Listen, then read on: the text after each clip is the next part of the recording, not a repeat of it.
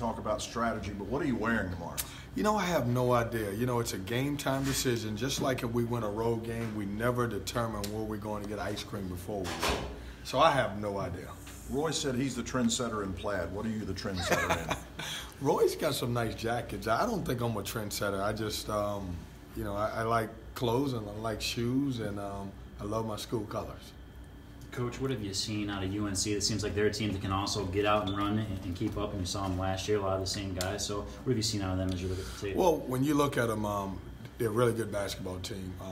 I think a better basketball team than they were last year. What stands out about Carolina, as I've watched tape on them the last couple of days, is, as always, they're tremendous in transition. They do a great job scoring in transition. One of the best offensive rebounding teams in the country. They get a lot of their possessions back, and then they're shooting the ball well from three at certain positions. But you have to do a tremendous job getting back on those guys, or they'll score easy baskets all night long, and we've got to find a way to keep them off the glass. Last year, one of their players said that one of your guys talked trash to Luke May, and that he was unathletic and he couldn't play. And then he had 27 of his 33 points in the second half, career high 33 points. Do you need to review with your guys? Let's not talk trash about Luke May. I don't know who that guy was, but hopefully he's not with us now. Okay. Luke had he played a tremendous game, two tremendous games against us last year, and I thought he was very good. He's having a very good season this year. He's a good player. I think got a lot of respect for him because he's a guy who came in more as a walk-on and has established himself as a really good ACC player, and we respect his game, and hopefully our guys are up for the challenge. You mentioned rebounding. How have you guys, without a traditional post player, been able to rebound so successfully? Well, it takes a team. I've got a bunch of guys who are 6'4", 6'5", 6'6", who we have to rebound as a team, and give them a lot of credit. They've done a tremendous job, led by Torian Doran. He's one of the better rebounders in the country at his size, but, throughout different games, Devin Daniels has rebounded the ball, C.J. Bryce, and we're starting to get Wyatt. What he did last game was, that's very encouraging, having 8 offensive rebounds, and DJ Funderburg's rebounding also. So it's more of a collective effort for us because we don't have that one guy that can average 10 rebounds a game. You're shooting 52% as a team, third best in the country. How is that, and why is that? Well, I've said this all along. If you're going to be a great shooting team, you have to be a great passing team. Though we have turned the ball over a little bit lately, more than I would like to, I think we've done a great job of, making sure that we pass the ball to the shooters in the right spots, and we've been able to make some shots. How different do expectations feel this season compared to last season, with this being a top 15 matchup now? And what do you do to kind of keep those in check as well? Well, I don't think the expectations has changed at all.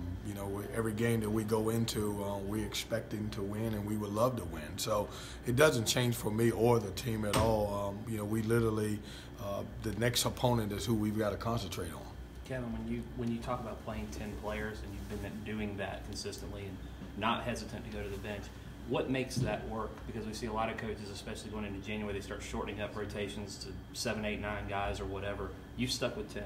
How's it working? That's a great question, Aaron. And what's happened is those guys have given me confidence in practice. I think every coach in the country plays the guys that they feel comfortable with.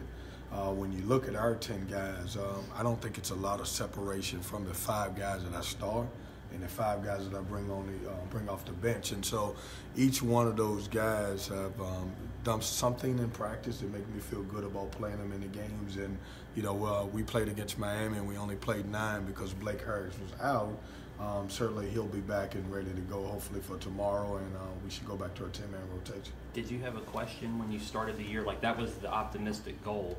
But until you got to see whether these guys can do it, were you sure you could do it, or were you having to wait and see to see if they could actually accomplish it? No, when I built a roster, I thought we had 9 or 10 guys that were capable of playing. Obviously, we lost one guy to transfer, and then we didn't know Manny Bates would be out for the year at that time. But I knew we could play 10 and even possibly 11. When you look at Markelle and what he's done in the second halves of some of these games, like Miami and Auburn, what does it say about him that he's able to elevate his game in those moments? Well, it's saying that he's maturing as a point guard. When you have the experience of playing 3 years in the ACC, you should be a better player. And, I've challenged Markel in many ways because we need his leadership. He's a different player than last year. You remember last year he led the ACC in assists. We don't necessarily need him to do that. We need him to, with this particular team, we need him to score.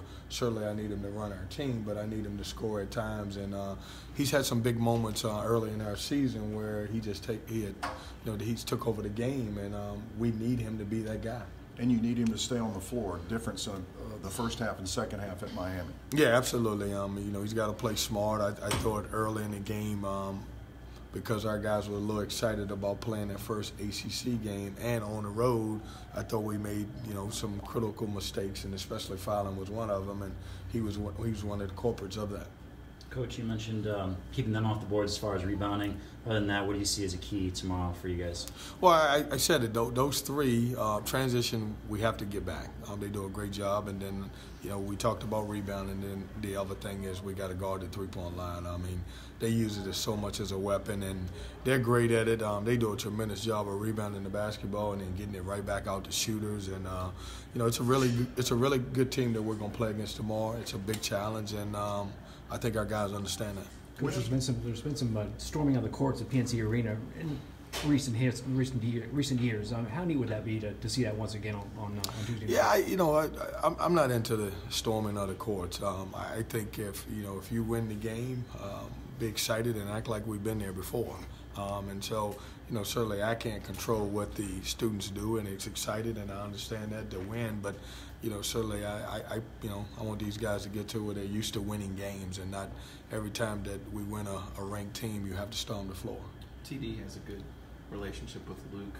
Can that possibly help him potentially in their matchup? Yeah, I hope it helps him where he can tell his teammates how good he was last year and understand that. The great thing about it is all of the guys who played against Luke May last year, the post guys, none of them are back. And so, hopefully DJ Funderburg and Wyatt Walker don't know anything about Luke's success, and they come out and play well. But they're different. He's really their 4 now. Yeah, So yeah. Well, 4, but they, TD's going to guard him, no? Yeah, he spends a lot of time. I know he starts at the 4, but they spend a lot of time when they go smaller and put Johnson at the 4 and he plays the 5. So I think he'll play both positions tomorrow. But TD will guard him at times, and hopefully his experience pays off. Can you guys press them a little bit and to try to slow down the transition, or is that a dangerous thing? Well, we're going to play the way we play. We won't change. We've been successful doing that, so we'll play our game. Kevin, you mentioned on the radio that I think you said, use the term kids today, you sometimes have to pull leadership out of them. What are some of the ways you've done that with Markel? Well, I'm glad, CL, you listen to the radio. That's good. I know. That's good. No, we listen, you guys, it's no surprise that, when we all, and I say we all, it's a few younger guys in here, but we all grew up, they were natural born leaders. When you look at the history of NC State, they've had guys who, were leaders before they even played one game. It's a different day. You have to empower guys, and I've challenged Markel and I've challenged Torin Doran because they have the most experience on this team to take ownership in their team. And I think both of them are starting to do it. They understand what I want. If you're our starting point guard, then you have to be an extension of me on the basketball court and what I'm looking for. No different than what happens on the football field with Ryan Finley. We have to, I need more, and that's what I've asked them to do. Why do you think it's tougher to find that leadership in kids when they arrive at this point? I think it's a different age. Everybody is, a lot of the young men today are more consumed about themselves or scoring. And a lot of guys determine how they play and whether they score. Back when I played, it was just, hey, you had to do whatever you had to do to get on the court, and that was basically, be scrappy, be a defensive player, and try to be some type of leader.